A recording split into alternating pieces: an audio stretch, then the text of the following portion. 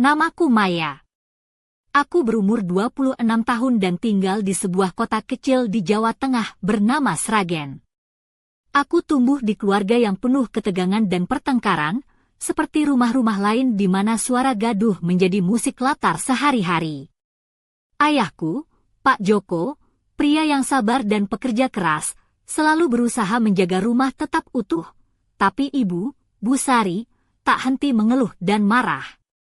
Hubungan mereka sudah seperti drama sinetron yang tak pernah tamat. Aku memiliki adik perempuan bernama Rina, yang 4 tahun lebih muda dariku. Seperti aku, Rina juga terjebak di antara perang dingin orang tua kami. Tapi setelah perceraian ayah dan ibu, yang menurutku seperti akhir dari sebuah film tragis, ibu mengambil rumah kami, sedangkan aku dan Rina tinggal bersama ayah. Ayah berjanji tidak akan meninggalkan kami, tapi aku tahu, janji itu seperti es krim yang cepat meleleh di terik siang. Setelah itu, Rina mulai berubah. Awalnya hanya sepotong demi sepotong, telepon misterius yang tak mau dia ceritakan, sikap dingin yang makin dalam, dan akhirnya, hal-hal yang membuatku terkejut setengah mati, bahkan aku yang merasa sudah mengenal adikku dengan baik jadi bingung. Pada suatu malam, aku pulang dan menemukan Rina berbeda sekali. Dia memakai baju yang tak pernah kulihat sebelumnya, semacam gaun tipis yang kalau dipakai di Jakarta mungkin biasa saja. Tapi di Sragen ini? Wah, itu sudah seperti baju pesta di mall. Sepatu hak tingginya yang tinggi dan langkahnya yang pelan tapi penuh gaya membuatku berpikir, ini bukan Rina yang aku kenal. Matanya menyimpan sesuatu yang sulit kuartikan, campuran antara pemberontakan dan daya tarik yang aneh, yang membuatku sekaligus takut dan penasaran. Aku merasa seperti terjebak di tengah badai yang belum ku tahu ujungnya. Rumah kami bukan hanya pecah di luar, tapi juga retak di dalam, seperti kaca yang jatuh dan berhamburan. Rina sudah berubah jadi seseorang yang asing bagiku. Dan aku benar-benar belum siap menghadapi apa yang akan terjadi selanjutnya. Tapi malam itu, saat aku berdiri di depan pintu kamarnya, aku dengar suara-suara pelan dari dalam. Rina tak sendiri. Ada seorang pria asing yang aku tidak kenal. Dia duduk di sana, di kamar yang gelap dengan cahaya remang-remang, sementara Rina mengenakan gaun tipisnya itu, wajahnya seolah menantang aku untuk mengerti dunia yang baru saja kutinggalkan. Aku berdiri terpaku, jantungku berdegup keras, dan aku sadar satu hal, aku sedang berada di ambang sesuatu yang sangat berbahaya, tepi jurang yang jika aku melangkah lebih jauh, aku mungkin akan jatuh dan tak pernah kembali. Tiba-tiba, aku merasa seperti tokoh utama dalam film horor tapi tanpa remote untuk mengganti channel. Apa yang harus aku lakukan? Aku takut, bingung, dan terjebak dalam labirin yang bahkan aku sendiri tak tahu jalan keluarnya. Dan di saat aku mengira semuanya sudah cukup buruk, teleponku berdering. Nomor yang tak ku kenal, suara yang tak ingin ku dengar, berkata, aku punya sesuatu yang harus kau tahu. Seseorang tahu tentang kalian. Ini bukan kebetulan. Aku berdiri di sana, jantung berdegup kencang, menyadari bahwa rahasia kami mulai terkuak. Dan aku tahu, hidup kami, tidak akan pernah sama lagi. Apa yang akan terjadi selanjutnya? Hanya waktu yang tahu. Tapi satu hal yang pasti, cerita ini baru saja dimulai. Malam itu, setelah telepon misterius itu berakhir, aku duduk di ruang tamu dengan pikiran yang berputar seperti kincir angin di musim kemarau. Aku mencoba merangkai potongan-potongan teka-teki yang mulai kusadari tak lagi sesederhana dulu. Rina, adikku yang dulu ceria, kini berubah menjadi sosok yang sulit dimengerti, seperti buku tebal berbahasa Jawa kuno yang tak pernah kubuka. Aku mengenang kembali penampilannya malam itu. Gaun tipis berwarna merah marun yang menempel di tubuhnya dengan anggun, memancarkan aura dewasa yang bertolak belakang dengan wajah polosnya yang dulu sering kusapa dengan julukan Cimol Kecil. Di kakinya, Sepatu hak tinggi berwarna hitam yang membuat langkahnya terdengar seperti detak jam di malam sepi. Di tangannya, gelang emas tipis berkilauan yang sepertinya bukan barang dari warung kelontong kampung kami. Aku tersenyum getir membayangkan betapa lucunya jika Rina memakai sepatu hak tinggi itu di jalanan Sragen yang penuh lubang. Hati-hati, Rin, jangan sampai jatuh. Nanti rambutmu berantakan dan aku yang disalahkan, pikirku sambil tertawa kecil dalam hati. Tapi senyum itu cepat memudar saat aku ingat tatapan matanya malam itu, mata yang penuh rahasia dan sedikit tantangan. Pikiran itu terhenti ketika aku mendengar suara langkah kaki mendekat dari kamar Rina. Aku langsung menegakkan badan, berpura-pura tak sedang memikirkan apa-apa. Namun, tiba-tiba pintu terbuka perlahan, dan Rina muncul, mengenakan jaket kulit hitam yang membuatnya terlihat seperti pemain band rock dari Jakarta, bukan gadis desa kecil yang kukenal. "Ngapain kamu di sini, Maya?" Suaranya dingin tapi ada nada menggoda yang membuat bulu kuduku berdiri. Aku mencoba tetap tenang. "Aku cuma pengen tahu kamu baik-baik saja, Rin. Tapi kamu malah kayak orang baru yang aku nggak kenal." Dia tertawa pelan, suara itu seperti gemericik air di sungai kecil, indah tapi misterius. "Maya, jangan sok perhatian. Aku cukup dewasa untuk tahu apa yang aku lakukan." Aku mengangguk pelan, tapi dalam hati aku ingin berteriak, "Kamu masih kecil, Rin. Masih harus belajar banyak, bukan malah terjun ke dunia yang penuh bahaya itu." Tapi kata-kata itu tenggelam begitu saja karena aku tahu, Rina sudah memilih jalannya sendiri. Aku hanya bisa berharap dia tidak terluka di jalan itu. Saat itu juga aku sadar, aku harus lebih waspada. Dunia Rina sekarang bukan dunia kami lagi. Ada hal-hal gelap yang mengintai di balik senyum manisnya, dan aku harus menemukan cara untuk menariknya kembali, sebelum semuanya terlambat. Tapi pertanyaannya, bagaimana caranya? Dan siapa sebenarnya pria yang selalu muncul di balik bayang-bayang malam Rina? Aku merasa seperti detektif amatir yang sedang mengejar bayangan. Dan yang paling menakutkan, aku tahu bahwa semakin dalam aku menyelidiki, semakin aku bisa kehilangan sesuatu yang lebih berharga dari nyawa, ikatan darah kami. Malam itu, aku memutuskan untuk tidak tidur. Aku duduk di dekat jendela, menatap langit gelap yang bertabur bintang, berharap mendapat jawaban dari alam semesta yang luas dan penuh misteri ini. Tapi yang kudapat hanyalah bisikan angin dan bayangan panjang yang terus mengintip dari sudut mataku. Dan aku tahu, petualangan ini baru saja dimulai. Malam makin larut, tapi aku masih terjaga di kamar, duduk di tepi ranjang dengan tangan menggenggam erat selimut tipis.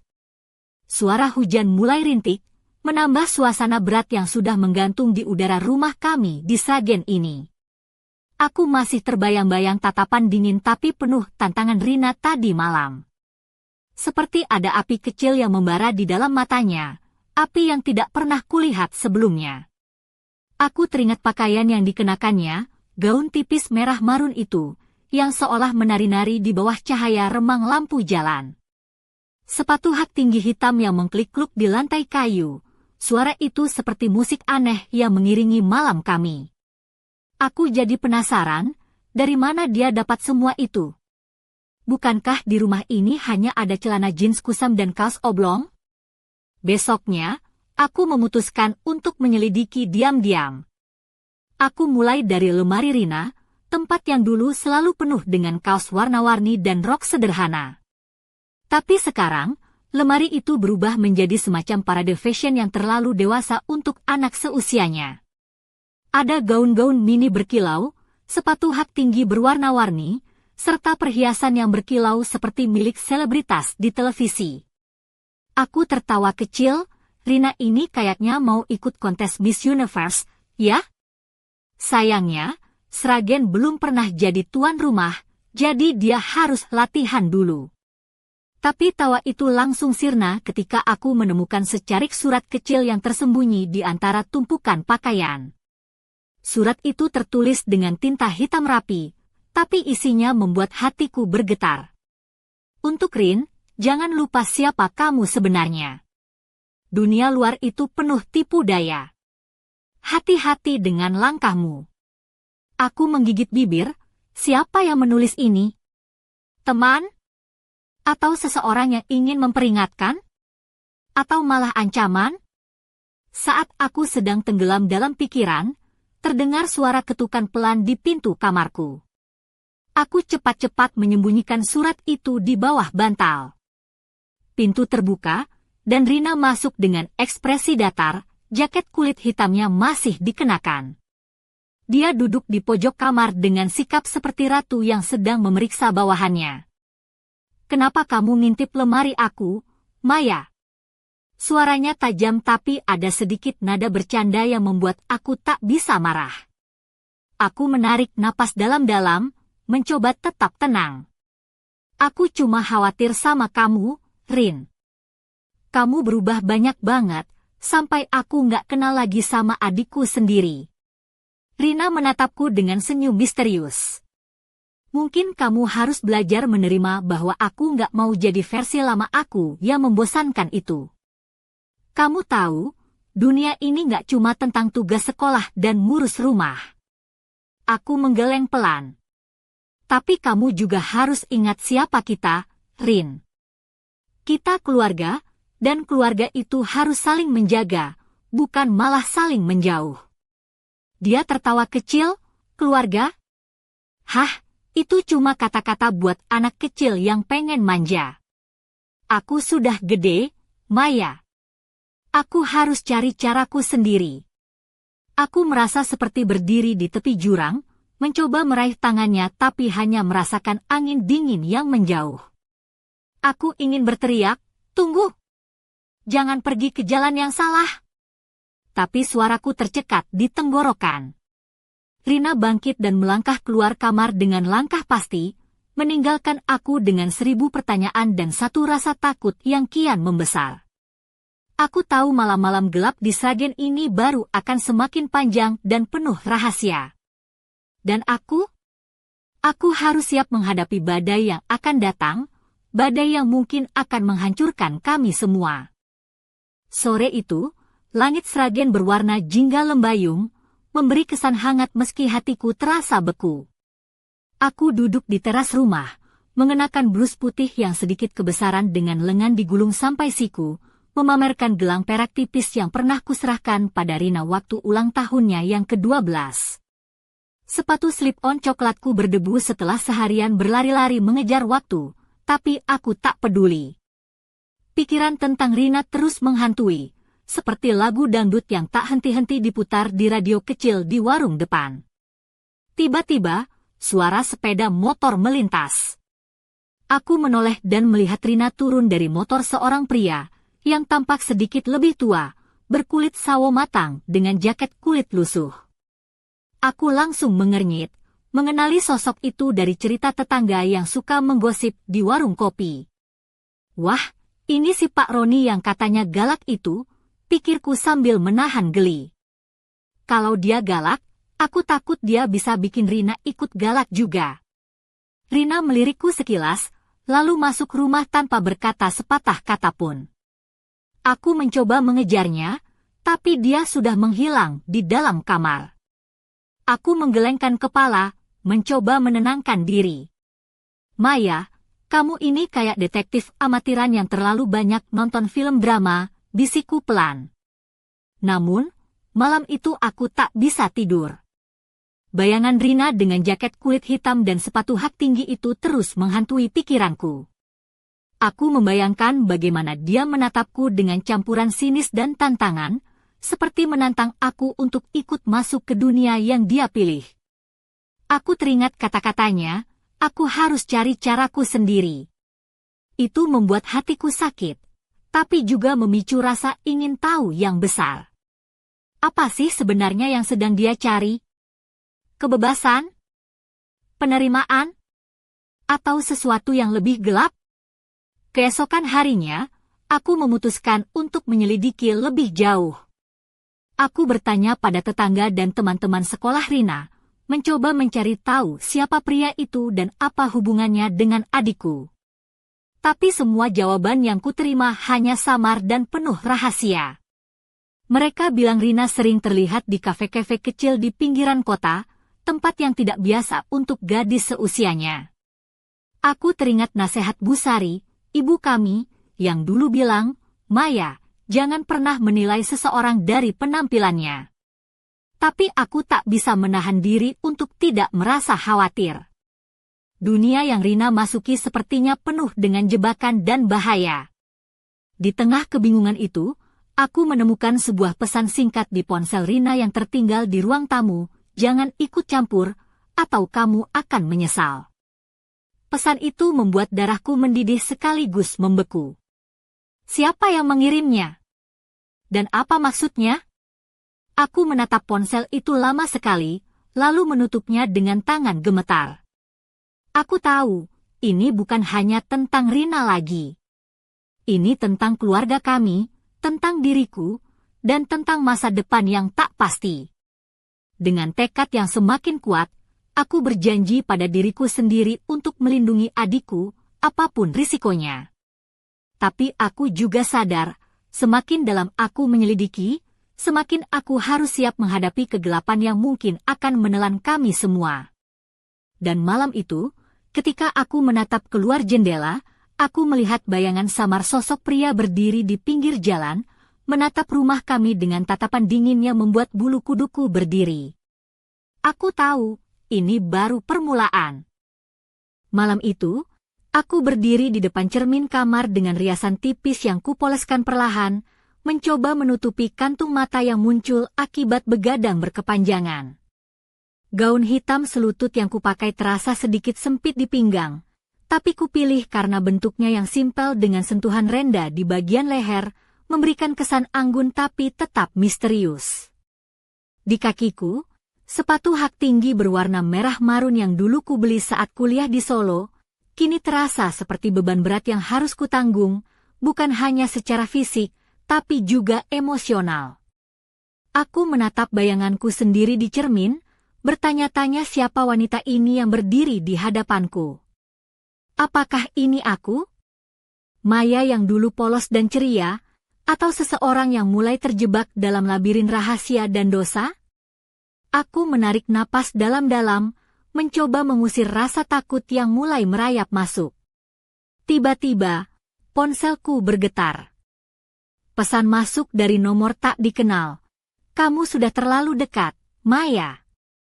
Berhati-hatilah."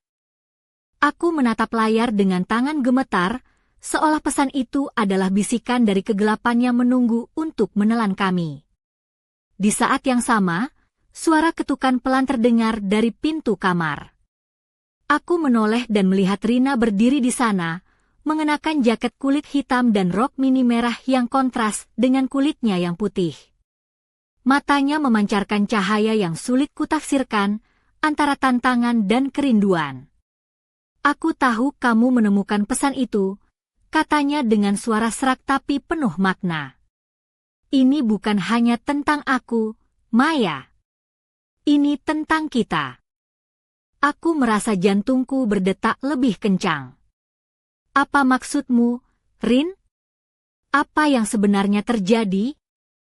Dia melangkah masuk, mendekat, dan duduk di tepi tempat tidur. Dunia yang aku masuki ini penuh dengan aturan yang berbeda.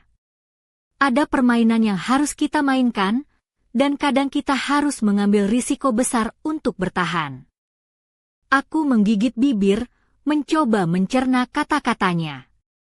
"Tapi mengapa kamu harus menyembunyikan semuanya dariku? Aku adikmu, Rin. Kita harus saling percaya." Rina tersenyum sinis. "Kepercayaan? Itu barang mahal, Maya. Dan aku belum tentu mau membayarnya." Aku merasa seperti terhanyut dalam pusaran badai yang tak berujung. Ada sesuatu di balik sikap dinginnya yang membuatku penasaran dan takut sekaligus. Aku ingin menolongnya, tapi aku juga takut terseret ke dalam dunia yang mungkin akan menghancurkan kami berdua. Tiba-tiba, ponsel Rina bergetar di meja. Dia melihatnya sekilas, lalu dengan cepat mematikannya. Sudah waktunya aku pergi, katanya singkat, berdiri dan menuju pintu. Sebelum keluar, dia menoleh dan berkata dengan nada menggoda, "Hati-hati, Maya. Jangan sampai kamu jatuh ke dalam jebakanku." Pintu tertutup dan aku duduk terpaku di tempat tidur, merasa seperti terjebak antara dua dunia, dunia yang dulu ku kenal dan dunia baru yang penuh misteri dan bahaya. Di luar, hujan mulai turun deras, membasahi jalanan Sragen yang sepi. Aku tahu, malam ini adalah awal dari perjalanan yang akan mengubah segalanya.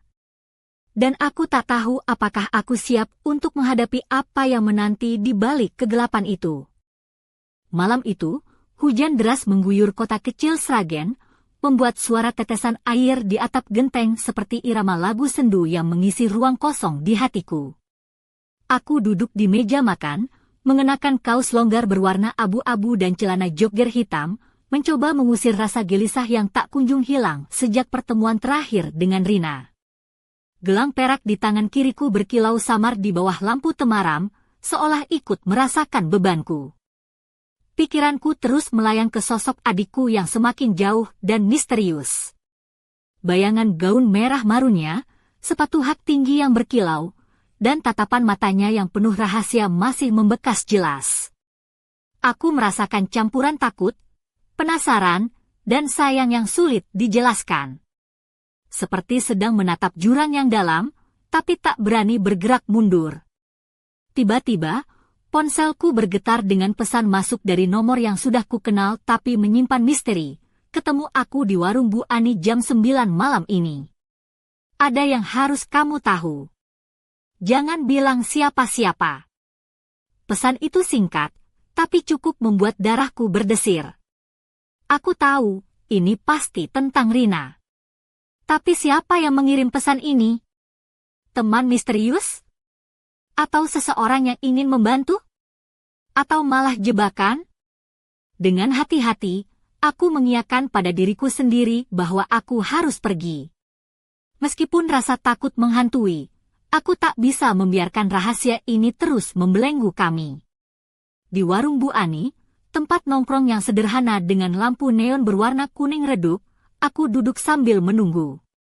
Aku mengenakan jaket kulit coklat yang kupinjam dari ayah, mencoba tampil lebih percaya diri, meski dalam hati bergemuruh seperti badai. Tak lama kemudian, seorang pria muda dengan wajah serius dan mata tajam duduk di depanku. Namanya Budi, teman lama keluarga kami yang dulu sering membantu ayah saat kesulitan. Dia menatapku dengan serius, lalu berkata pelan, "Aku tahu tentang Rina, Maya. Dia sedang dalam bahaya." Aku terperangah, tak bisa berkata-kata. "Apa maksudmu, Bud? Apa yang sebenarnya terjadi?" Dia menunduk sejenak, lalu melanjutkan, "Ada kelompok yang berusaha memanfaatkan Rina. Mereka bukan orang baik. Aku sudah mencoba mengingatkan ayahmu, tapi dia terlalu sibuk dan lelah." Hatiku mencelos. Jadi selama ini aku sendiri yang harus melindungi adikku? Aku merasa seperti pahlawan tanpa tanda jasa, berjuang di medan perang yang tak terlihat. Budi memberikan sebuah amplop kecil yang kertasnya lusuh. "Ini bukti-bukti yang aku kumpulkan. Hati-hati, Maya. Mereka bisa datang kapan saja." Aku menggenggam amplop itu erat, merasakan dinginnya kertas yang membuatku sadar bahwa masalah ini jauh lebih besar dari yang aku bayangkan. Saat aku hendak pergi, Budi menatapku dengan serius. "Jangan ceritakan ini pada siapapun, terutama Rina. Dia belum siap." Aku mengangguk pelan, tapi dalam hati aku tahu, rahasia ini akan mengubah segalanya. Dan aku harus siap menghadapi kegelapan yang semakin menutup dunia kami. Di jalan pulang, hujan mulai reda, Tapi hatiku masih basah oleh kecemasan dan ketakutan yang tak terucapkan. Aku tahu, malam itu bukan hanya tentang rahasia, tapi tentang pertempuran yang harus kujalani demi menyelamatkan adikku dan keluargaku. Dan aku bertanya-tanya, sampai kapan aku bisa bertahan sebelum semuanya runtuh. Malam itu, aku berjalan pelan di sepanjang gang sempit yang dipenuhi lampu jalan temaram di Sragen. Jaket coklat yang tadi kupakai mulai terasa berat, bukan karena basah oleh sisa hujan, tapi karena beban rahasia yang kupikul di dalam amplop lusuh itu. Kertas-kertas di dalamnya berisi foto-foto, pesan-pesan singkat, bahkan rekaman suara yang membuat darahku berdesir dingin. Aku mengenakan celana jeans hitam yang pas, dipadukan dengan kaos putih sederhana dan sepatu sneakers yang sudah agak usang. Rambutku kusanggul sembarangan, tapi ada sesuatu di mataku yang membuat diriku sendiri merasa berbeda, seperti wanita yang harus melangkah ke dunia yang tak pernah ku kenal sebelumnya. Tiba-tiba, suara motor menderu di belakangku. Aku menoleh dan melihat Rina muncul dengan jaket kulit hitamnya, helm di tangan.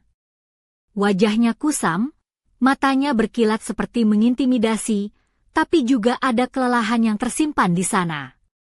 Dia berhenti, menatapku dengan campuran emosi yang sulit kubaca. "Kamu kemana aja, Maya? Kok nggak bilang-bilang?" Suaranya sedikit menuduh tapi juga ada kekhawatiran samar. Aku menelan ludah dan mencoba tetap tenang. Aku cuma keluar sebentar. Ada yang penting yang harus aku cari tahu.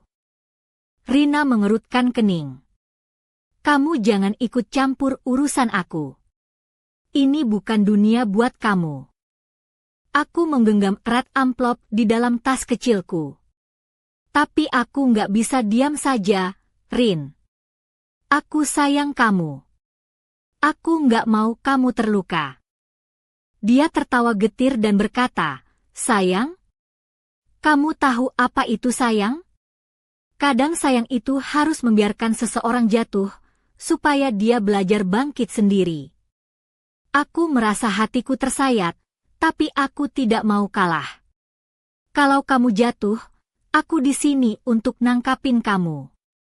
Dia mendekat, wajahnya hampir menyentuhku, dan berkata dengan suara pelan tapi penuh arti, "Maya, kamu nggak ngerti. Dunia ini nggak seindah yang kamu bayangkan." Seketika, suasana jadi tegang. Aku tahu, itu adalah peringatan tapi juga permintaan tak terucapkan untuk aku tetap dekat, walau dunia kami terpisah oleh jurang yang semakin dalam. Malam itu, kami berdiri berhadapan di bawah lampu jalan yang remang-remang, dua saudari yang terjebak dalam perang diam antara cinta dan rahasia. Aku ingin memeluknya, tapi takut kalau sentuhanku malah akan membuat semuanya hancur. Rina mengangkat wajahnya ke langit, dan aku bisa melihat air mata yang mulai menggenang di sudut matanya. "Aku takut, Maya. Aku takut kehilangan diri sendiri." Aku meraih tangannya, menggenggam erat dan berbisik, "Kita akan cari jalan keluar bersama. Aku janji." Tapi sebelum kami sempat melangkah lebih jauh, suara sirene polisi meraung dari kejauhan, memecah keheningan malam dan membawa pertanda bahwa badai yang kami hadapi belum juga reda. Aku tahu, kisah kami belum berakhir. Bahkan, ini baru bab yang paling gelap. Malam itu, setelah suara sirene polisi memecah keheningan, aku dan Rina terdiam sejenak di bawah cahaya lampu jalan yang berkelap-kelip. Jaket kulit hitam yang dikenakan Rina tampak mengkilap basah oleh embun malam, sementara aku merasakan dinginnya udara yang menusuk hingga ke tulang. Sepatu hak tinggi yang tadi dia pakai kini tergeletak di pinggir jalan, menggambarkan betapa kacau dan rapuhnya malam kami. Rina menunduk, dan aku bisa melihat garis-garis lelah di wajahnya yang dulu cerah. "Maya, aku nggak bisa terus begini," suaranya serak, hampir seperti bisikan dari dalam hati yang terluka. Dunia yang aku jalani ini penuh dengan sesuatu yang bahkan aku sendiri nggak paham. Aku mencoba meraih tangannya, namun dia mundur sedikit, seolah takut aku akan melihat sisi gelap yang selama ini dia sembunyikan. Aku tahu kamu ingin nolongin aku, tapi kadang aku merasa kamu sendiri nggak siap masuk ke dalam neraka yang aku jalani. Aku menggeleng pelan, kalau aku nggak siap, bagaimana dengan aku yang harus melihat kamu hancur perlahan? Aku nggak bisa diam saja, Rin. Dia tertawa getir, kamu ini kayak sinetron, Maya. Selalu mau jadi pahlawan, padahal yang ada cuma drama dan air mata. Aku tersenyum pahit, kalau aku jadi sinetron, kamu jadi bintang utamanya, Rin. Tapi bintang yang sedang jatuh. Rina menatapku lama, kemudian mengambil sesuatu dari saku jaketnya, sebuah kalung dengan liontin kecil berbentuk bulan sabit yang pernah kuberikan padanya saat ulang tahun dulu. Aku nggak mau kehilangan ini, Maya. Tapi aku juga nggak mau kehilangan diriku. Aku meraih kalung itu dengan lembut, merasakan getaran halus dari logam dingin yang mengingatkanku pada masa lalu kami yang penuh tawa dan harapan. Mungkin kita harus cari jalan bersama, Rin. Bukan jalan yang kamu pilih sendirian. Dia mengangguk pelan, lalu kami berjalan bersama menyusuri jalan basah itu, dua saudari yang mencoba menganyam kembali benang-benang yang mulai terkoyak. Namun, bayangan sosok pria misterius yang dulu kulihat di depan rumah kami masih menghantui langkah kami, mengingatkan bahwa bahaya belum pergi. Sesampainya di rumah, aku memperhatikan bagaimana Rina melepas jaket kulitnya, memperlihatkan bahu putihnya yang halus, sedikit berkilau oleh tetesan air hujan. Dia mengenakan tank top hitam yang pas di badan, mempertegas lekuk tubuhnya yang mulai beranjak dewasa. Ada sesuatu yang memikat sekaligus membingungkan dalam penampilannya, seperti bunga liar yang tumbuh di tengah padang gurun. Aku tahu, malam ini bukan akhir dari segala masalah kami. Malah, sepertinya baru awal dari sesuatu yang lebih gelap dan berbahaya. Dan aku harus siap, karena rahasia yang kami simpan bersama bisa saja menjadi bom waktu yang sewaktu-waktu meledak dan menghancurkan segalanya. Saat aku menatap wajah Rina yang tertidur lelap di kamar sebelah, aku bertanya-tanya dalam hati, apakah aku benar-benar mengenal adikku? Atau selama ini aku hanya melihat bayangan yang ingin dia tunjukkan? Dan di balik semua itu, ada satu pertanyaan besar yang terus menggantung di udara. Siapa sebenarnya pria misterius yang selalu muncul di balik bayang-bayang kehidupan Rina? Apakah dia kunci dari semua rahasia gelap ini? Atau justru ancaman yang akan meruntuhkan kami? Malam itu, aku tahu satu hal pasti, kisah kami belum berakhir. Malah, ia baru saja memasuki babak paling berbahaya. Pagi itu, sinar matahari tipis menyusup lewat jendela kamar, menerangi wajah Rina yang masih terlelap dengan damai. Aku duduk di kursi dekat meja belajar, mengenakan kaos lengan panjang berwarna pastel dan celana panjang katun yang nyaman, sambil memandangi adikku. Wajahnya yang biasanya penuh rahasia kini tampak lembut dan polos, membuatku bertanya-tanya bagaimana bisa dia menyembunyikan begitu banyak luka di balik senyum itu. Di meja, amplop lusuh yang kubawa dari pertemuan dengan Budi masih terbuka, memperlihatkan dokumen dan foto-foto yang mengungkap sisi gelap kehidupan Rina. Aku menatap satu foto yang menunjukkan Rina bersama pria berjaket kulit lusuh itu, dengan ekspresi yang sulit kutafsirkan, antara takut dan terbiasa. Hatiku mencelos. Aku tahu aku harus melakukan sesuatu, tapi rasa takut dan ragu terus menghambat langkahku. Aku merasa seperti berjalan di atas es tipis yang bisa pecah kapan saja. Tiba-tiba, ponselku bergetar. Pesan masuk dari nomor tak dikenal. Mau tahu kebenaran? Cari aku di Taman Balekambang malam ini. Pesan itu singkat tapi penuh misteri. Aku menghela napas panjang, lalu membalas dengan satu kata, siap. Sepanjang hari, aku gelisah dan tak bisa fokus pada pekerjaan. Aku terus memikirkan siapa yang mengirim pesan itu, dan apakah aku benar-benar siap menghadapi apa yang mungkin akan kutemui. Malam pun tiba. Aku mengenakan blus hitam dengan detail renda di lengan dan rok pensil hitam yang membuatku merasa sedikit lebih percaya diri. Sepatu hak tinggi coklat yang kupakai hampir tak bersuara saat melangkah di trotoar basah. Taman Balekambang di malam hari sunyi dan remang, hanya diterangi lampu taman yang berkelap-kelip. Aku menunggu di bangku kayu dekat air mancur, jantung berdegup kencang seperti drum yang dimainkan oleh musisi jalanan.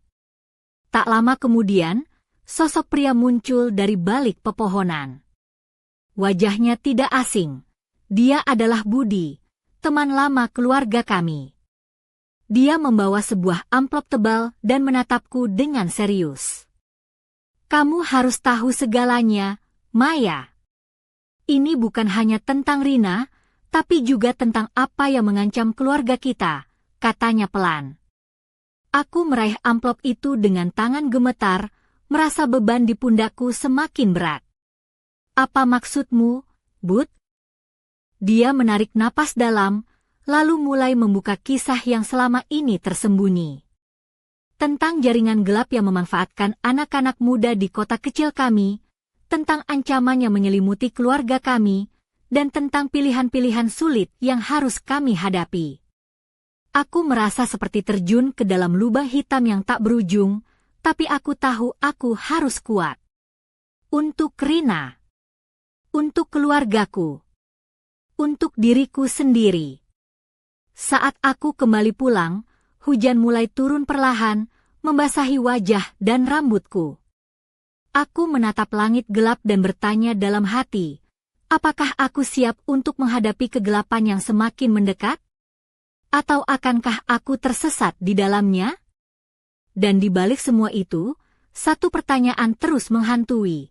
Apakah rahasia yang kubawa akan menyelamatkan kami, atau justru menjadi kutukan yang menghancurkan segalanya? Malam itu, udara Sragen terasa berat dan pengap, seolah menyimpan rahasia yang tak ingin terungkap. Aku berdiri di depan pintu rumah kami, mengenakan gaun hitam panjang yang membelai lekuk tubuhku dengan lembut, dipadu dengan sepatu hak tinggi berwarna merah tua yang membuat langkahku terdengar mantap di lantai kayu. Kalung berliontin bulat emas melingkar di leherku, memantulkan cahaya temaram dari lampu ruang tamu. Wajahku sedikit bercahaya dengan riasan tipis, tapi mataku menyimpan gelap yang dalam, gelap yang hanya bisa dimengerti oleh mereka yang pernah terperangkap dalam pusaran rahasia dan pengkhianatan. Di tanganku, aku menggenggam sebuah amplop tebal berisi bukti-bukti yang selama ini kami sembunyikan. Suara detak jam dinding seperti mengiringi detik-detik yang kian mendekat menuju takdir kami. Tiba-tiba, pintu terbuka perlahan dan Rina muncul, mengenakan blus merah yang membalut tubuhnya dengan pas, rok mini hitam, dan sepatu hak tinggi hitam yang telah menjadi ciri khasnya akhir-akhir ini. Matanya yang tajam memandangku tanpa kata, seakan menantang sekaligus memohon. Aku tahu kamu sudah tahu semuanya, Maya, suaranya lirih tapi penuh tekad. Rahasia ini bukan hanya milikku. Ini milik kita. Aku mengangguk pelan, merasa getaran hangat menyusup di antara kami, meski bayangan gelap masih melayang di sekitar. Kita harus putuskan bersama, Rin. Apakah kita akan hancur oleh rahasia ini, atau kita akan bangkit dan melawannya? Dia tersenyum pahit, lalu mengulurkan tangan. Aku siap, Maya. Meski jalannya berat dan penuh bahaya, aku tak mau kehilangan keluarga lagi. Kami saling menggenggam tangan, dua saudari yang berdiri di ambang jurang, siap melangkah ke dalam ketidakpastian. Tapi sebelum kami sempat melangkah lebih jauh, suara derap langkah berat terdengar dari luar rumah. Pintu depan tiba-tiba terbuka dengan keras, dan sosok pria berjaket kulit lusuh yang selama ini mengintai hidup kami muncul dengan wajah dingin penuh amarah. Di belakangnya, beberapa pria lain ikut masuk, membentuk bayangan gelap yang mengancam. Akhirnya aku menemukan kalian, suaranya bergema memenuhi ruangan, membuat udara seakan membeku. Aku dan Rina saling berpandangan, tahu bahwa ini adalah titik balik dari semuanya. Pertarungan bukan hanya untuk rahasia, tapi untuk hidup kami. Dalam sekejap, aku merasakan ketegangan yang luar biasa, campuran antara takut dan keberanian yang membara. Ini bukan hanya tentang rahasia lagi. Ini tentang bertahan hidup, tentang melindungi apa yang tersisa dari keluarga kami. Dan saat pintu tertutup rapat di belakang mereka, aku tahu satu hal pasti, kisah kami belum berakhir. Malah, perjuangan kami baru saja dimulai. Apa yang akan terjadi selanjutnya? Siapakah pria-pria itu sebenarnya? Dan bisakah kami bertahan menghadapi badai yang tak terduga ini? Jawabannya tersembunyi di balik kegelapan malam, menunggu untuk terungkap dalam bab selanjutnya.